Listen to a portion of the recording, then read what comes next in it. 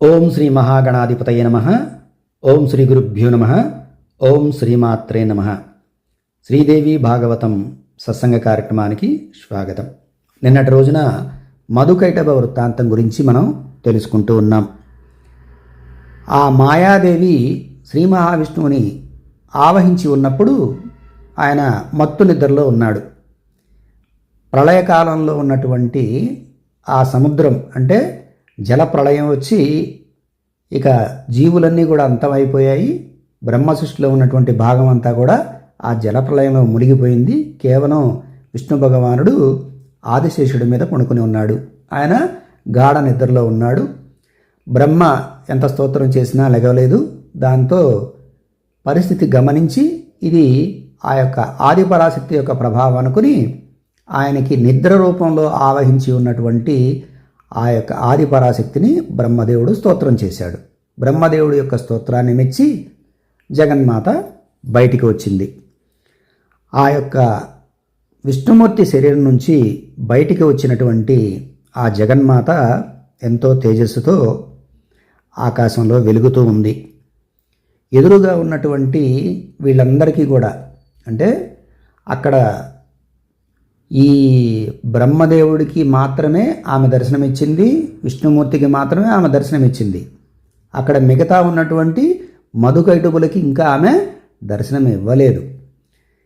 ఇలా ఉంటున్నటువంటి సందర్భంలో ఇది చెప్తూ ఉంటే మన సౌనికాది మునులకి ఒక సందేహం కలిగింది. సూత మహాముని అడిగారు, అయ్యా, సర్వలోకాలను పాలించేటువంటి జనార్దనుడిని మాయా నిద్రలోకి ముంచినటువంటి ఆసక్తి ఎవరు?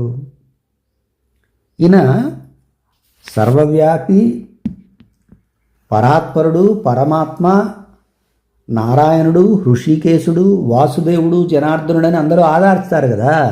అలా ఆరాధించేటువంటి శ్రీ మహావిష్ణువుని ప్రభావితం చేసినటువంటి ఆ మహాశక్తి ఎవరు అని వీళ్ళు సందేహం వెల్లబుచ్చారు. అప్పుడు సూత మహాముని వారికి ఉన్నటువంటి సందేహాన్ని నివృత్తి చేస్తున్నాడు. బ్రహ్మలో ఉన్నటువంటి సృష్టి శక్తి, విష్ణువులో పాలనాశక్తి, శివుడిలో సంహారక శక్తి, సూర్యుడిలో ప్రకాశక శక్తి, శేషుడిలోనూ ఆదికూర్మంలోనూ భూమిని మోసే శక్తి ఉన్నట్టు పురాణాలు చెప్తున్నాయి. అందరూ పండితులు అంటున్నారు కదా, ఆమె ఆదిశక్తి. ఆమె ఆయా దేవతల్లో శక్తులుగా వ్యాపించి ఉన్నది. అదే అగ్నిలో దాహక శక్తిగా ఉంది, గాలిలో ప్రేరణాత్మక శక్తిగా ఉంది. కుండలిని శక్తి లేకపోతే శివుడు శవంగా మారతాడు. అంటే కుండలిని శక్తి అంటే ఈ శివుడి యొక్క శక్తికి మూలం. అంటే ప్రతి వారిలో కూడా వెన్నుపూస చివరి భాగంలో ఉంటుంది అంటారు. అంటే మన మనిషిలో కూడా శివుడు ఆ విధంగా శక్తిగా ఉంటే జీవుడు అంటారు, లేకపోతే అది జీవం లేని శవం అవుతుంది. అలాగే శివుడికైనా కేశవుడికైనా బ్రహ్మకైనా సరే ఆ జగన్మాత శక్తి రూపంలో ఉంటుందన్నమాట. శక్తి లేకపోతే వాళ్ళైనా అసమర్థులే.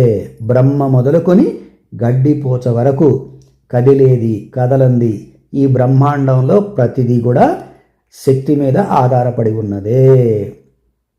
శక్తి లేకపోతే శత్రుని గెలవలేడు, శక్తి లేనివాడు నడవలేడు, తిరగలేడు, తొదకి తిండి కూడా తినలేడు.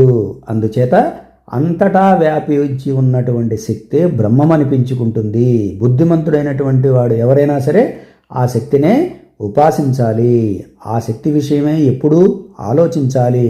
అప్పుడే మనము ఆ శక్తి యొక్క అనుగ్రహాన్ని పొందుదాము అని చెప్పి ఆ శక్తి గురించి చెప్పాడు. ఇప్పుడు అర్థమైంది వీళ్ళకి. అటువంటి శక్తి ఎలా ఉందో వర్ణించమని అడిగారు. అప్పుడు చెప్తున్నాడు, ఈ విష్ణు భగవానుడి యొక్క శరీరం నుంచి నిద్ర వదిలిపోయింది. ఆ సమయంలో ఆయన నేత్రాలు, మొహము, నాసిక, భుజాలు, హృదయము, రొమ్ము అంతటి నుండి ఆ తామసీ శక్తి బయటికి వచ్చింది కదా. ఆమె అలా బయటికి వచ్చి ఆకాశం మీద అమేయంగా ప్రకాశిస్తూ ఉందట. విష్ణు భగవానుడు పదే పదే ఆవులిస్తున్నాడు. లేచి కూర్చున్నాడు, కళ్ళు విప్పాడు. ఎదుట ఉన్న అంటే భయంగా నిలబడి ఉన్నాడు కదా బ్రహ్మదేవుడు, ఎదురుగానే ఉన్నాడుగా. ఆయన చూశాడు. నెలనే విష్ణుమూర్తి అడుగుతున్నాడు, తపస్సు మానేసి ఇలా ఏం చేస్తున్నావు? నువ్వు ఏదో విచారంగా అనిపిస్తున్నావు, ఏదో భయపడుతున్నావు, ఏమొచ్చి పడింది అని అడిగాడు. అప్పుడు బ్రహ్మదేవుడు చెప్తున్నాడు, దేవా, నీ చెవి గులిమిలో నుంచి మధుకైటవులనే 2 రాక్షసులు పుట్టారు. భయంకరులు, వారు మహాబలవంతులు, నన్ను చంపడానికి ఉరుకుతున్నారు. వాళ్ళకి భయపడి నీ ఎదుటికి వచ్చాను. నీ భక్తుణ్ణి నేను మహా ఆపదలో ఉన్నానయ్యా, నన్ను రక్షించు అన్నాడు. అప్పుడు విష్ణు భగవానుడు, నీవు భయపడకు అని అభయమిచ్చి వాళ్ళిద్దరినీ నేను చంపేస్తాను అని ఓదార్చాడు. వాళ్ళకి మూడింది, అందుకనే వాళ్ళు యుద్ధ కండూతి పుట్టి నీ దగ్గరికి వచ్చారు అన్నారు. తర్వాత విష్ణు భగవానుడు అలా బ్రహ్మతో మాట్లాడుతూనే ఉన్నారు. ఇంతలో మధుకైటవులు ఆ ప్రళయ సముద్రం నీటి మీద నిబ్బరంగా నిరాధారంగా నిలబడ్డారు వాళ్ళ యొక్క వరప్రభావంతో.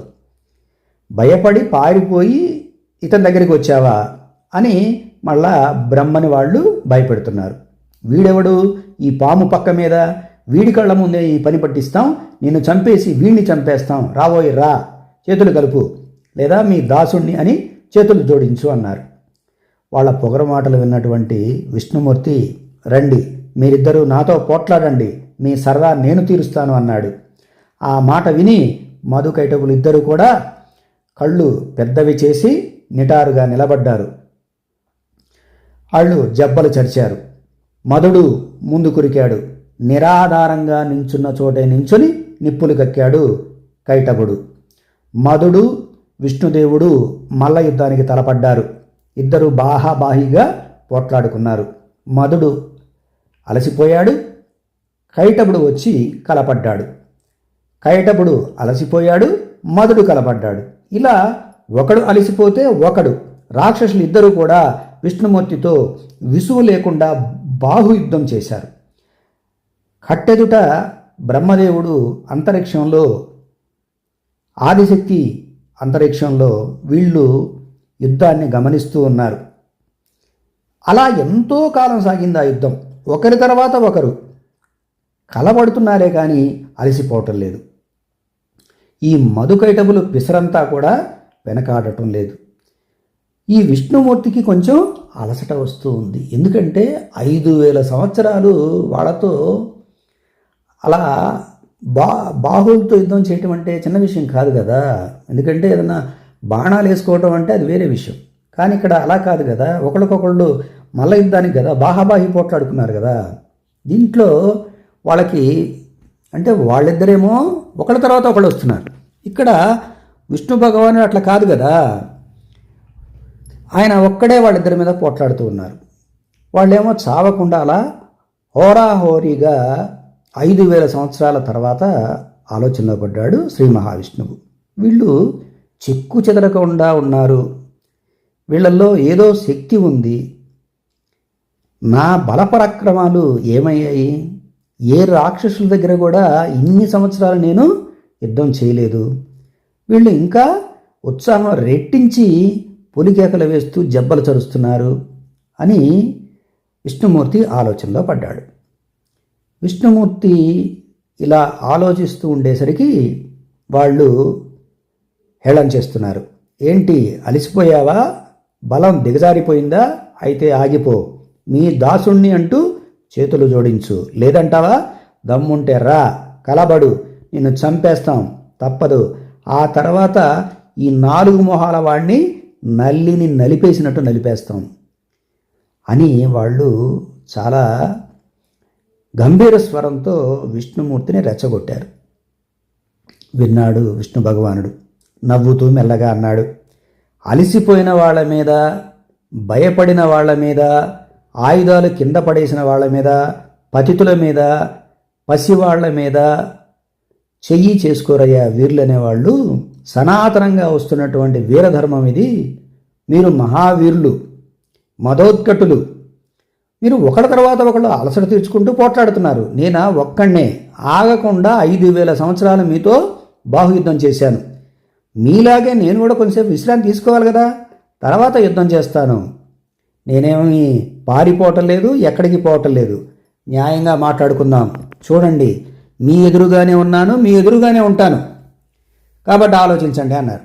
అంటే ఒక యుద్ధనీతి తెలిసినటువంటి వీళ్ళు ఏం చేస్తారంటే, నిజంగానే అతను పాపం అలసిపోయారని చెప్తున్నాడు, సమయం ఇవ్వమంటున్నాడు, పారిపోనంటున్నాడు కదా అని చెప్పేసి వీళ్ళు కూడా ఏం చేశారంటే, సరే అలాగే కానీ అని వాళ్ళు కొద్దిగా దూరంగా వెళ్ళి కూర్చున్నారు. ఆ దూరంగా వెళ్ళి కూర్చున్న తర్వాత విష్ణుమూర్తి ఆలోచించి అమ్మవారి వైపు చూశాడు.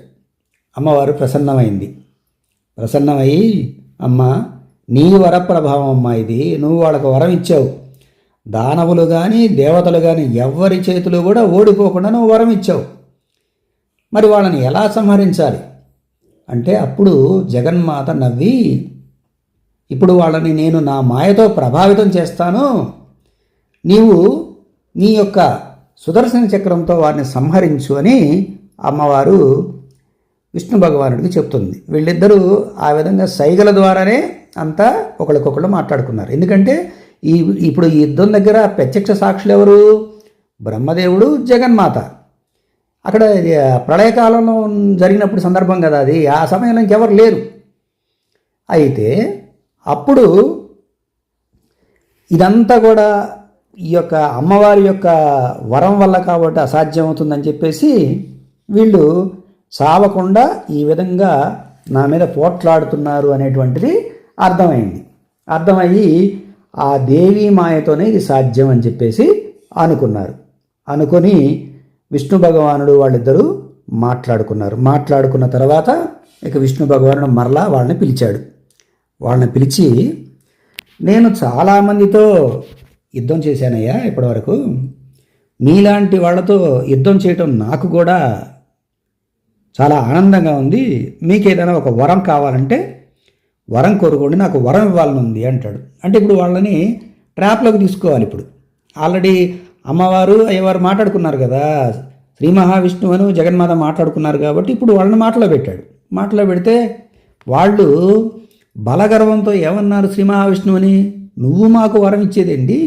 మేమే నీకు వరం ఇస్తాం కావాలంటే అని వాళ్ళు రెచ్చిపోయి అన్నారు.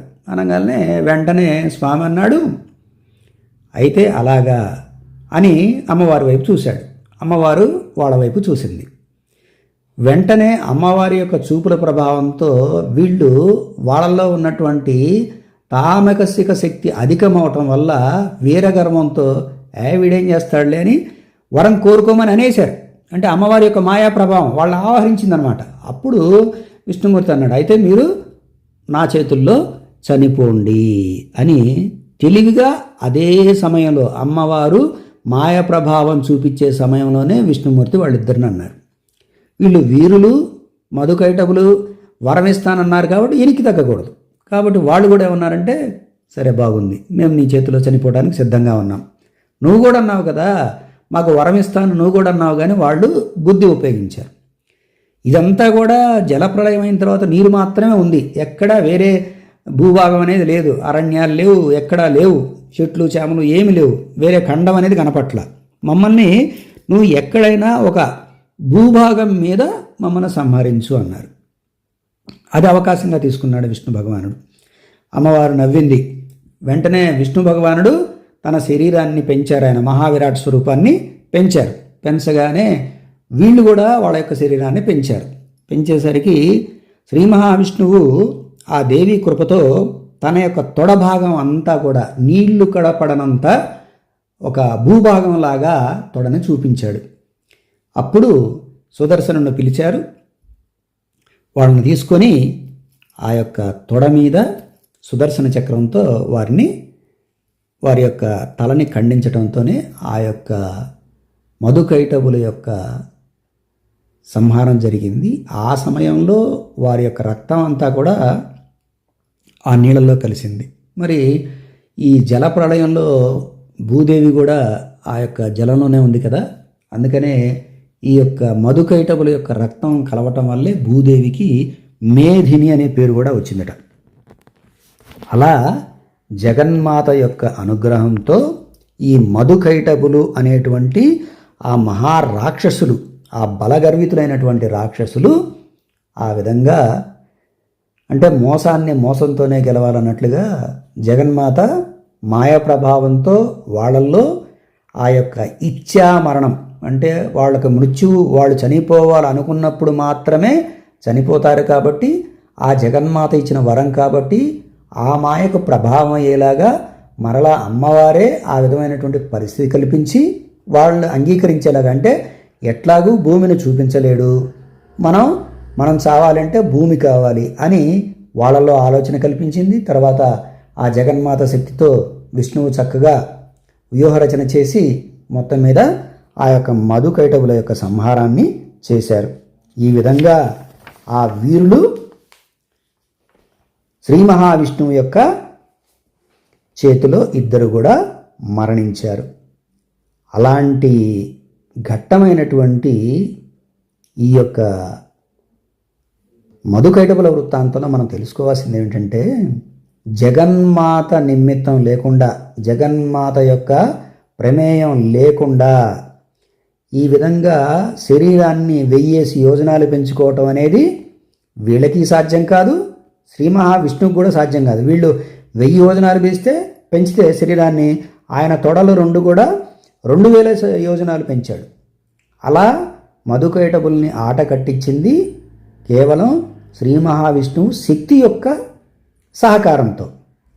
ఇక్కడ మనం తెలుసుకోవాల్సింది ఏమిటంటే, ఎవరికి శక్తినిచ్చినా, ఇటు రాక్షసులకు శక్తినిచ్చినా లేదా దేవతలకు శక్తినిచ్చినా కూడా ఎవరు? ఆ మహామాయ, ఆ మహావిద్య అయినటువంటి జగన్మాతలే శక్తినిస్తుంది. కాబట్టి సౌనకాది మునులారా, అందరూ కూడా ఆ పరాశక్తినే ఉపాసించాలి.